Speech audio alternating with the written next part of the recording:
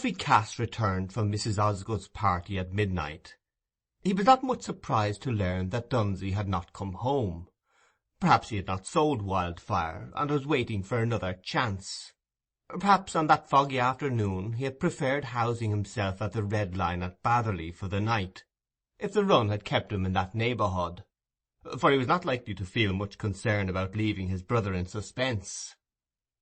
Godfrey's mind was too full of Nancy Lammeter's looks and behaviour, too full of the exasperation against himself and his lot, which the sight of her always produced in him, for him to give much thought to Wildfire or to the probabilities of Dunstan's conduct.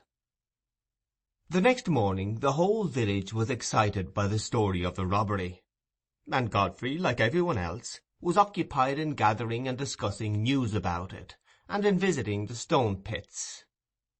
The rain had washed away all possibility of distinguishing footmarks, but a close investigation of the spot had disclosed, in the direction opposite to the village, a tinder-box with a flint and steel half sunk in the mud. It was not Silas's tinder-box, for the only one he had ever had was still standing on its shelf, and the inference generally accepted was that the tinder-box in the ditch was somehow connected with the robbery. A small minority shook their heads and intimated their opinion that it was not a robbery to have much light thrown on it by tinder-boxes, that Master Marner's tale had a queer look to it, and that such things had been known as a man's doing himself a mischief, and then setting the justice to look for the doer. But when questioned closely as to their grounds for this opinion, and what Master Marner had to gain by such false pretences, they only shook their heads as before, and observed that there was no knowing what some folks counted gain.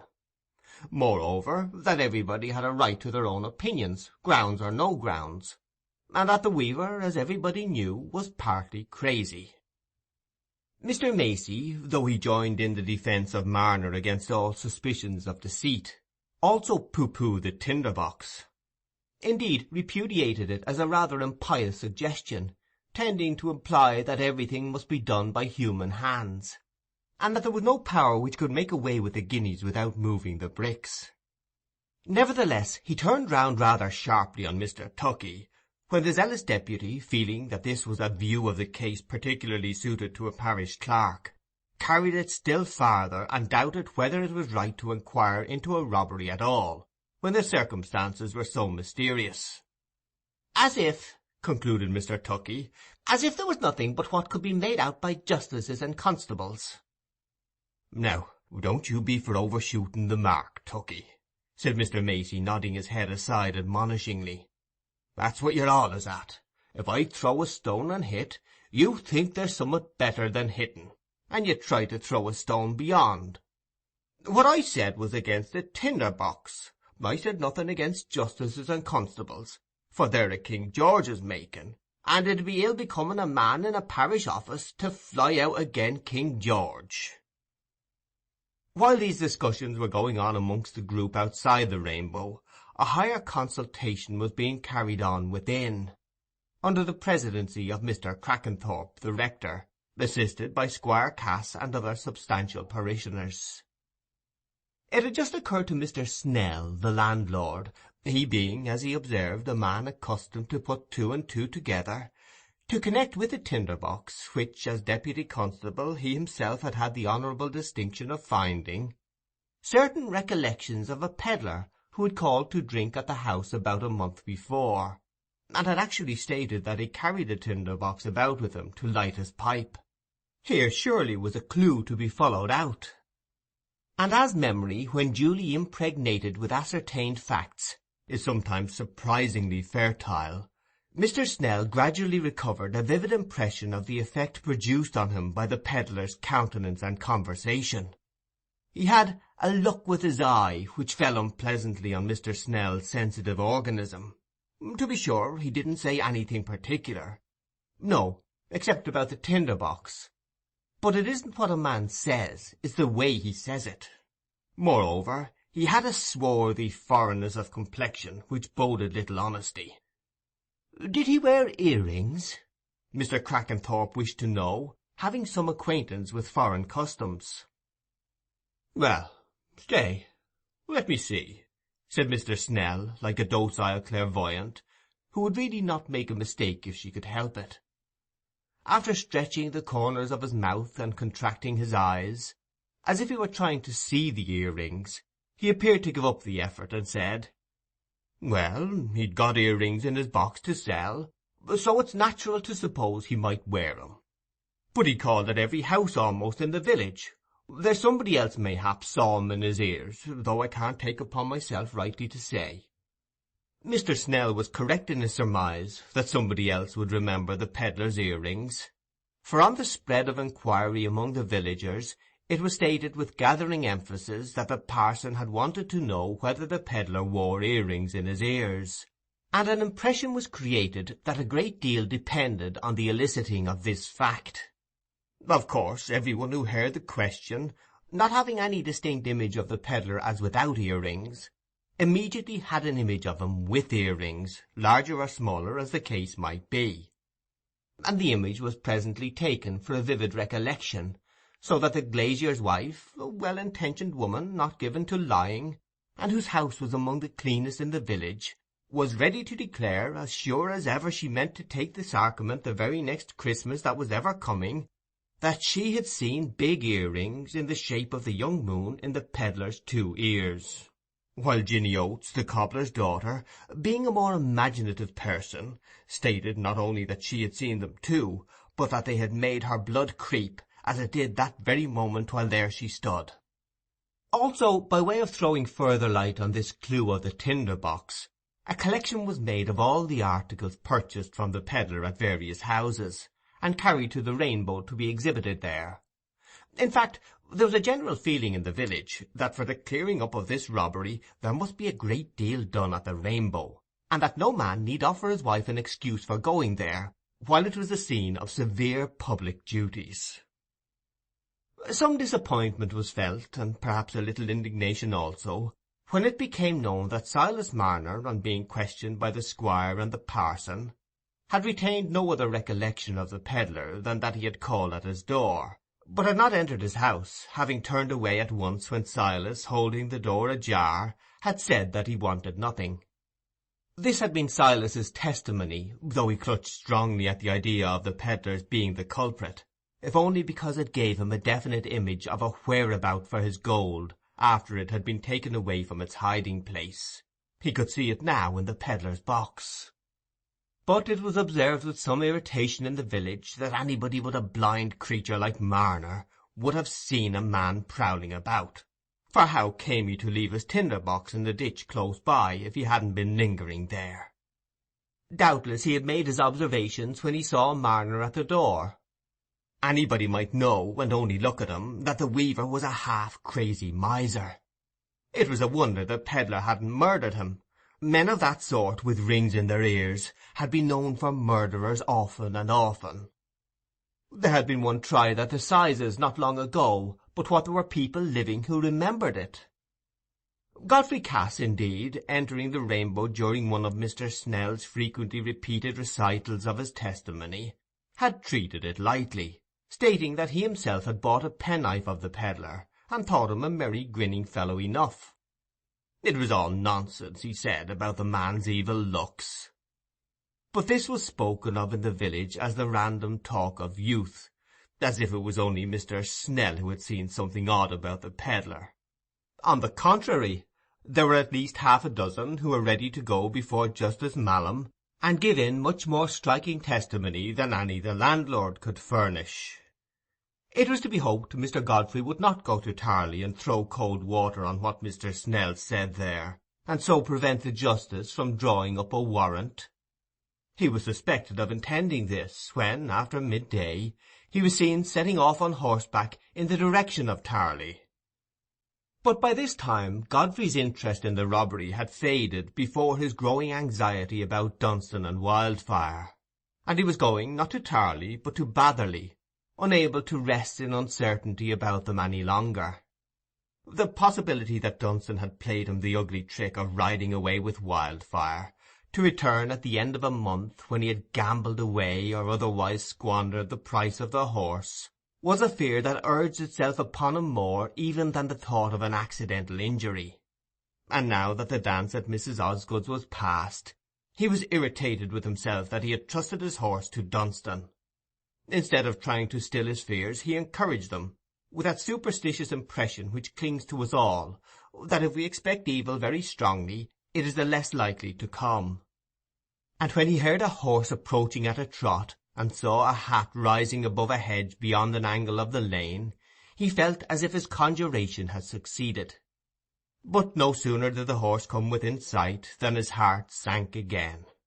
It was not Wildfire, and in a few moments he discerned that the rider was not Dunstan, but Bryce, who pulled up to speak with a face that implied something disagreeable. "Well, Mr. Godfrey, that's a lucky brother of yours, that Master Dunsey, isn't he?" "What do you mean?" said Godfrey hastily. "Why, hasn't he been home yet?" said Bryce. "Home? No.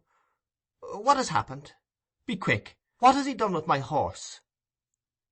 "Ah, I thought it was yours, though he pretended you had parted with it to him." "Has he thrown him down and broken his knees?" said Godfrey, flushed with exasperation. "Worse than that," said Bryce. "You see, I'd made a bargain with him to buy the horse for 120. A swinging price, but I always liked the horse. And what does he do but go and stake him? Fly at a hedge with stakes in it, atop of a bank with a ditch before it. The horse had been dead a pretty good while when he was found. So, he hasn't been home since, has he?" "Home? No," said Godfrey, "and he'd better keep away. Confound me for a fool! I might have known this would be the end of it." "Well, to tell you the truth," said Bryce, "after I'd bargained for the horse, it did come into my head that he might be riding and selling the horse without your knowledge, for I didn't believe it was his own. I knew Master Dunsey was up to his tricks sometimes. But where can he be gone? He's never been seen at Batherley. He couldn't have been hurt, for he must have walked off." "Hurt," said Godfrey bitterly. "He'll never be hurt. He's made to hurt other people." "And so you did give him leave to sell the horse, eh?" said Bryce. "Yes, I wanted to part with the horse.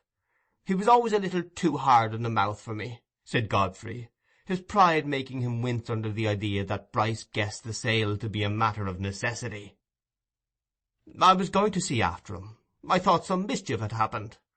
I'll go back now," he added, turning his horse's head, and wishing he could get rid of Bryce, for he felt that the long-dreaded crisis in his life was close upon him. "You're coming on to Raveloe, aren't you?" "Well, no, not now," said Bryce. "I was coming round there, for I had to go to Flitton, and I thought I might as well take you in my way, and just let you know all I knew myself about the horse. I suppose Master Dunsey didn't like to show himself till the ill news had blown over a bit. He's perhaps gone to pay a visit at the 3 Crowns by Whitbridge. I know he's fond of the house." "Perhaps he is," said Godfrey, rather absently. Then, rousing himself, he said, with an effort at carelessness, "We shall hear of him soon enough, I'll be bound." "Well, here's my turning," said Bryce, not surprised to perceive that Godfrey was rather down. "So I'll bid you good day, and wish I may bring you better news another time." Godfrey rode along slowly, representing to himself the scene of confession to his father, from which he felt that there was now no longer any escape. The revelation about the money must be made the very next morning, and if he withheld the rest, Dunstan would be sure to come back shortly, and finding that he must bear the brunt of his father's anger, would tell the whole story out of spite, even though he had nothing to gain by it. There was one step, perhaps, by which he might still win Dunstan's silence and put off the evil day. He might tell his father that he himself had spent the money paid to him by Fowler, and as he had never been guilty of such an offence before, the affair would blow over after a little storming. But Godfrey could not bend himself to this. He felt that in letting Dunstan have the money he had already been guilty of a breach of trust hardly less culpable than that of spending the money directly for his own behoof. And yet there was a distinction between the two acts, which made him feel that the one was so much more blackening than the other as to be intolerable to him. "I don't pretend to be a good fellow," he said to himself, "but I'm not a scoundrel. At least I'll stop short somewhere. I'll bear the consequences of what I have done, sooner than make believe I've done what I never would have done. I'd never have spent the money for my own pleasure. I was tortured into it." Through the remainder of this day, Godfrey, with only occasional fluctuations, kept his will bent in the direction of a complete avowal to his father, and he withheld the story of Wildfire's loss till the next morning, that it might serve him as an introduction to heavier matters. The old squire was accustomed to his son's frequent absence from home, and thought neither Dunstan's nor Wildfire's non-appearance a matter calling for remark. Godfrey said to himself again and again that if he let slip this one opportunity of confession, he might never have another. The revelation might be made even in a more odious way than by Dunstan's malignity. She might come as she had threatened to do, and then he tried to make the scene easier to himself by rehearsal. He made up his mind how he would pass from the admission of his weakness in letting Dunstan have the money to the fact that Dunstan had a hold on him which he had been unable to shake off, and how he would work up his father to expect something very bad before he told him the fact. The old squire was an implacable man. He made resolutions in violent anger, and he was not to be moved from them after his anger had subsided, as fiery volcanic matters cool and harden into rock. Like many violent and implacable men, he allowed evils to grow under favour of his own heedlessness, till they pressed on him with exasperating force, and then he turned round with fierce severity and became unrelentingly hard. This was his system with his tenants. He allowed them to get into arrears, neglect their fences, reduce their stock, sell their straw, and otherwise go the wrong way, and then, when he became short of money in consequence of this indulgence, he took the hardest measures and would listen to no appeal. Godfrey knew all this, and felt it with the greater force because he had constantly suffered annoyance from witnessing his father's sudden fits of unrelentingness, for which his own habitual irresolution deprived him of all sympathy. He was not critical of the faulty indulgence which preceded these fits. That seemed to him natural enough. Still, there was just the chance, Godfrey thought, that his father's pride might see this marriage in a light that would induce him to hush it up, rather than turn his son out and make the family the talk of the country for 10 miles round. This was the view of the case that Godfrey managed to keep before him pretty closely till midnight, and he went to sleep thinking that he had done with inward debating. But when he awoke in the still morning darkness, he found it impossible to reawaken his evening thoughts. It was as if they had been tired out and were not to be roused to further work. Instead of arguments for confession, he could now feel the presence of nothing but its evil consequences. The old dread of disgrace came back, the old shrinking from the thought of raising a hopeless barrier between himself and Nancy, the old disposition to rely on chances which might be favourable to him, and save him from betrayal. Why, after all, should he cut off the hope of them by his own act? He had seen the matter in a wrong light yesterday. He had been in a rage with Dunstan, and had thought of nothing but a thorough break-up of their mutual understanding. But what it would really be wisest for him to do was to try and soften his father's anger against Dunsey, and keep things as nearly as possible in their old condition. If Dunsey did not come back for a few days, and Godfrey did not know but that the rascal had enough money in his pocket to enable him to keep away still longer, everything might blow over. End of chapter 8.